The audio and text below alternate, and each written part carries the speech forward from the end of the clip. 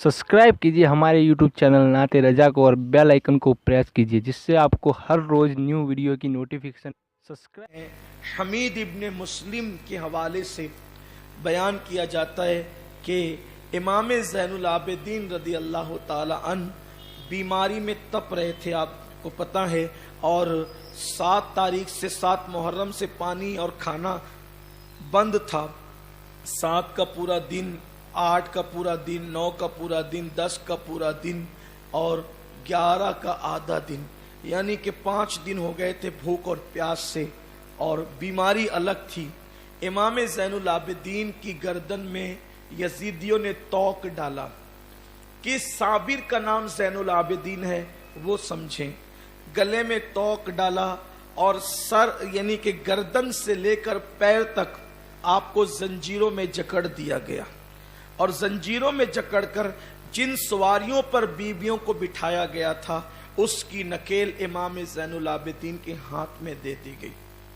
इमाम ज़ैनुल आबिदीन चूंकि नकेल पकड़ के खड़े तो रह नहीं सकते थे, गिर जाते थे। जब जमीन पे गिरते थे तो जालिम आप पे चाबुक बरसाते थे, आपको मारते थे। ये सलूक किया इमाम ज़ैनुल आबिदीन के साथ। और जो कलाम अभी आपने सुना, इन्नल तिया रेह सबा यौमन इला अर्दिल हरम बल्लिग सलामी रौदतन फीहन नबील मुहतरम, ये जो आपने कलाम सुना, ये कलाम इमाम ज़ैनुल आबिदीन ने करबला से अपने नाना जान सल्लल्लाहु अलैहि वसल्लम की बारगाह में पेश फरमाया।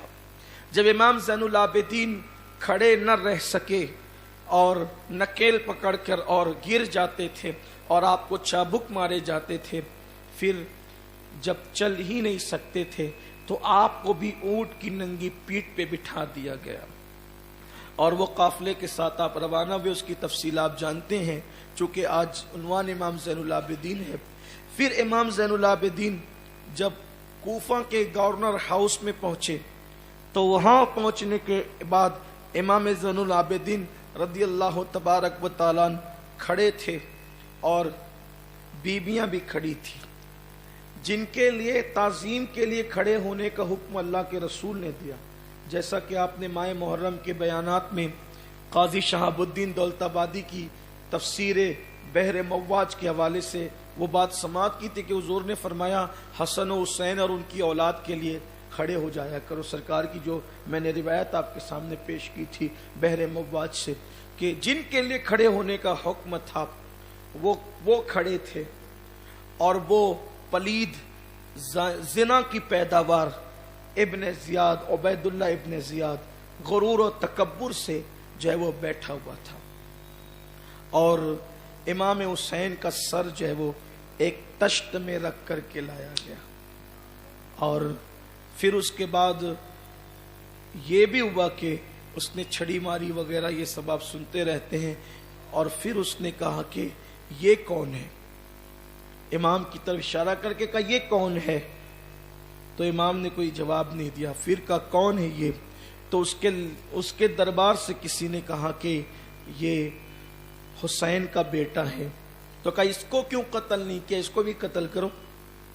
तो कहा जरा इसको देखो ये बालिग है कि नाबालिग है। अक्सर कुतुब में ये वाक़ियत दर्ज है। अल्लामा जलालुद्दीन अमजदी अलैहि रहमान ने भी लिखा है, अल्लाह मुश्ताक अहमद निज़ामी ने भी लिखा है, हुज़ूर सैयदुल उलमा महरैरवी रहमतुल्लाह अलैह भी इसको बयान फरमाते थे, सदुल अफ़ाज़िल अल्लामा नईमुद्दीन मुरादाबादी ने भी इसको बयान फरमाया है। यहाँ पहुँच कर एक ख़ास बात अर्ज़ करना चाहता हूँ कि आजकल गैर मुक़ल्लिदीन करबला के वाक़यात का मजाक उड़ाते हुए ये कहते हैं कि करबला की अक्सर रिवायतें बयान की है इमाम मोहम्मद बाकिर ने, और वह मैदान करबला में सिर्फ 4 साल की उम्र के थे इमाम बाकिर। तो 4 साल की उम्र के लड़के के बयान का एतबार क्या है। अब मैं आपसे पूछना चाहता हूँ कि ये गैर मुक़ल्लिदीन असल में लोगों को अहले बैत से खुदा जाने क्या नफरत है, क्या दुश्मनी है कि वो करबला की शहादत को, वाक़यात करबला को हल्के से हल्का करना चाहते हैं। اور وہ ایک تصور دینا چاہتے ہیں کہ یہ جو سب تم جو سنتے ہو اور اہل بیت کی جو قربانیاں تمہیں سنائی جاتی ہے یہ سب من گڑت باتیں ہیں، اس کی کوئی حیثیت نہیں ہے۔ تو انہوں نے امام محمد باقر کو جو ہے وہ کربلا میں ثابت کیا کہ 4 سال کی عمر کے تھے۔ اب میں آپ سے پوچھنا چاہتا ہوں کہ اگر امام محمد باقر 4 سال کی عمر کے تھے تو جو 4 سال کے بچے کا باپ ہو اس کو دیکھ کر پتا چلتا ہے نا کہ یہ مرد ہے اور بالغ ہے۔ امام زین العابدین عمر کے اس حصے میں ہے کہ ابن زیاد سامنے کھڑے ہو کر کے پوچھ رہا ہے کہ یہ بالغ ہے کہ نابالغ ہے۔ اس کا مطلب ابھی جو ہے وہ بالغ ہونے کے آثار جو چہرے پہ ظاہر ہوتے ہیں مونچھ اور داڑھی کی شکل میں، وہ امام زین العابدین کے چہرے پہ تھے بھی نہیں۔ تبھی تو اس نے کہا اس کو ذرا چیک کرو۔ جو مورخین لکھتے ہیں نا کہ اس کو، تو اس کا مطلب اس وقت آپ کی شادی نہیں ہوئی تھی۔ اور دوسری بات یہ ہے کہ اگر آپ ناموں کو لے لیں تو امام زین العابدین کا نام جو ہے وہ علی ابن حسین ہے، آپ کو علی اوسط کہتے ہیں، علی اصغر چھوٹے ہیں، علی اکبر بڑے ہیں۔ تو جب ہم اس بات کو مانتے ہیں کہ علی اکبر 18 سال کے جوان تھے اور ان کی شادی نہیں ہوئی تھی، تو جب علی اکبر کی شادی نہیں ہوئی تھی بڑے بھائی کی، تو جو چھوٹا بھائی تھا جو 14 سال کا تھا ان کی شادی کیسے ہوگی؟ اچھا ان کی شادی بھی ہو گئی، 4 سال کا بیٹا بھی ہو گیا۔ اب وہ 14 سال کے تھے، اگر 4 سال کا بیٹا ہوا تو شادی کب ہوئی؟ 10 سال کی عمر میں بچے پیدا ہوتے ہیں۔ یہ سب چیزیں یعنی بس شہادت حسین کو مشکوک کرو۔ اور ایک بات یاد رکھنا، شک پیدا کرنا بہت آسان ہے، شک دور کرنا بہت مشکل ہے۔ اور شہادت امام حسین کے بارے میں شک پیدا کیا جائے، اصل میں پہلے یہ نہیں کیا۔ یہ سب کتابیں جو ابھی نئی مارکیٹ میں آئی نا، میں بھی یہ نئی گندگی کا ذکر کر رہا ہوں آپ کے سامنے۔ پہلے یہ کہتے تھے کہ وہ تو باغی تھے، ضدی تھے، ان کو ایسا نہیں کرنا چاہیے تھا۔ قوم نے ان کو جوتے کی نوک پہ رکھا اور کسی نے ان کی نہیں سنی۔ جب دیکھا کہ نہیں سنی تو پھر دوسرے انداز سے، یعنی کہ اس کو کہتے ہیں پرانا شکاری نیا جال۔ تو ان لوگوں نے اس طرح مشکوک کرنے کی کوشش کی شہادت امام علی مقام کو۔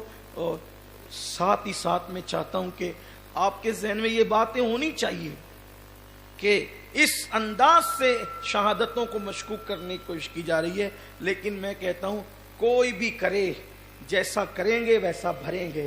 اس لیے کہ صحابی کے بیٹے نے کیا تو آج تک وہ بھر رہا ہے۔ میں سمجھتا ہوں کہ جہنم میں بھی چین سے نہیں ہوگا کہ جب امام کے نام کی محفلیں سجتی ہے تو اس کے سینے پر ابھی بھی سانپ لوٹتے ہوں گے، اور جہنم میں اب بھی بے چین اور بے قرار ہوتا ہوگا کہ وہ کہتے ہیں نا کہ غوث پاک کے لیے کہا تھا میرے امام نے کہ مر کے بھی چین سے سوتا نہیں مارا تیرا۔ جب بیٹے کی مار کا یہ حال ہے تو دادا کی مار کا حال کیا ہے؟ مر کے بھی چین، الاما قیر ہے اے غوث وہ تیکھا تیرا، مر کے بھی چین سے سوتا نہیں مارا تیرا۔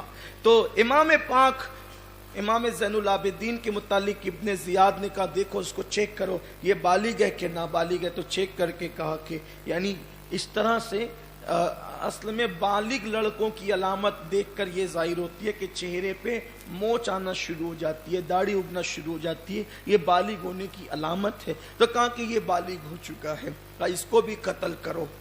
بی بی سیدہ زینب سلام اللہ علیہا بہت معمولی سے کپڑے اس دن آپ کے بدن پر تھے، اور کئی دن سے کپڑے تبدیل بھی نہیں ہوئے تھے۔ کپڑے کہاں تبدیل ہوتے، سب تو لوٹ ہی لیا گیا تھا، چادر تک لوٹ لی گئی تھی۔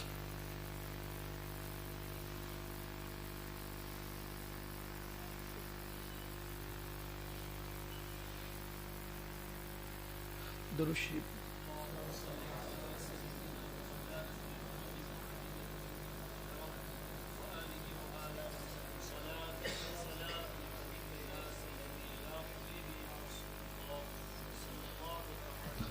رب صلی وسلم دائما ابدا علی حبیبی کا خیر خلق۔ ایک دن میں نے جب میں یہ روایت پڑھ رہا تھا استاد زمان مولانا حسن بریلوی علیہ رحمہ کی کتاب سے، میں سوچا کہ کیسا وقت تھا اگر آج ایک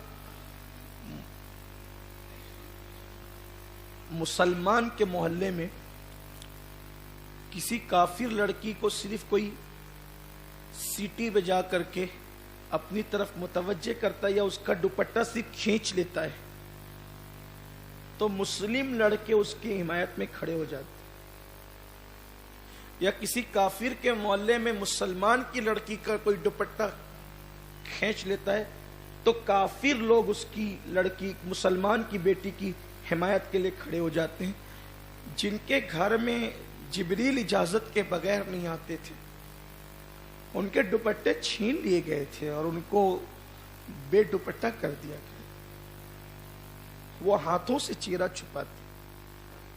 कभी खैमे की जली हुई कनातें, खेमे का जो कपड़ा होता है उसको कनात कहते हैं, तो उन कनात, जली हुई कनातों को सर पे रख लेती थी और अपना सर छुपाती थी। मुअर्रिखीन ने पता नहीं कहां तक इंसाफ किया है। बाज मुअर्रिखीन ने तो यहां तक लिखा है कि अपने बालों को आगे करके अपने चेहरे छुपाती थी। लेकिन जब कोफा के गवर्नर हाउस में इब्ने जियाद ने कहा कि इसको भी कत्ल करो, तो उस वक्त सैयदा ज़ैनब का लिबास गर्द और गुबार में अटा हुआ था, क्योंकि कई दिन से लिबास तब्दील नहीं हुआ था। चेहरा छुपाए बैठी हुई थी, उठकर खड़ी हो गई। फरमाया कि अगर इसे कत्ल करोगे ना तो इससे पहले मुझे कत्ल करो। मेरे भाई ने मुझे वसीयत की है दुनिया से जाते हुए कि मेरी अमानत को, इमाम हुसैन ने इमाम ज़ैनुल आबिदीन को अपनी अमानत का मेरे भाई ने कहा था मेरी अमानत को मदीने संभाल कर पहुंचाना ज़ैनब, उसने मुझे जिम्मा दिया है और मैं जब तक जीती रहूंगी इसको कोई कत्ल नहीं कर सकता। लिपट गई, कब पहले मुझे कत्ल करो उसके बाद इसको कत्ल करना। बहरहाल हंसने लगा इब्ने जियाद के खून के रिश्ते कैसे जोश मारते हैं। और उसके बाद फिर कई दिन तक ये लोग, और एक रिवायत के मुताबिक दूसरे ही दिन, एक रिवायत के मुताबिक कई दिन कैद में रखे गए और फिर उसके बाद ये दिमश्क रवाना हुए। जब दिमश्क रवाना हुए तो रास्ते में भी बड़े सदमे देखे। एक बदबख्त ने इमाम ज़ैनुल आबिदीन को देख करके कहा कि अच्छा हुआ इनको अल्लाह ने जलील किया और कत्ल किया और कैदी बनाया। इमाम ज़ैनुल आबिदीन ने, क्या हिल्म था, क्या सब्र था, फरमाया कि क्या तूने हामीम की सूरत पढ़ी है? उसने कहा पढ़ी है। तो कहा कि उसमें ये पढ़ा है वो आये करीमा तुमने पढ़ी है, अल्लाह तबारक व तआला जिसमें इरशाद फरमाता इल्लल मवद्दता फिल क़ुरबा, कि मेरे क़राबतदारों से, हुजूर से कहलवाएगा मेरी क़राबतदारों से मोहब्बत करो। तो कहाँ पढ़ी है? तो कहा वो कौन लोग हैं? वो तो हम ही लोग, हमसे मोहब्बत का हुक्म दिया गया और तुम इस तरह के ताने की बात करते हो। ये फका तुम वो लोग हो? कहा हाँ हम वो लोग हैं। फिर उसके बाद यजीद के दरबार में पहुंचे। दरबार क्या कहूं, उस खबीस के, पलीत के, उसके आप समझ गए कि उसने खुद साख्ता दरबार सजा रखा था। और उसके महल की तरफ जब वो निकले तो वहां उसने देखा और देखने के बाद इमाम ज़ैनुल आबिदीन को देखा, कहा कि ये कौन है? तो आपने फरमाया मेरा नाम अली है।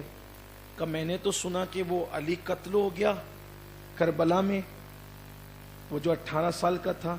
कहा वो भी अली था। तो कहा कि फिर वो छोटा कौन था? कहा वो भी अली था। तो जो 6 महीने का था वो भी अली था, जो 18 साल का था वो भी अली था, मैं भी अली हूं। तो उसने गुस्से में कहा कि तेरे बाप को कोई और नाम नहीं मिले थे? तो कहा कि मेरे बाप को नाम अली से इतना प्यार था, अगर अल्लाह उन्हें 100 बेटे देता तो वो 100 के नाम अली ही रख। यजीद ने इमाम पाक से कहा, हज़रत इमाम ज़ैनुल आबिदीन से कहा कि क्या तू मेरे बेटे से कुश्ती करेगा?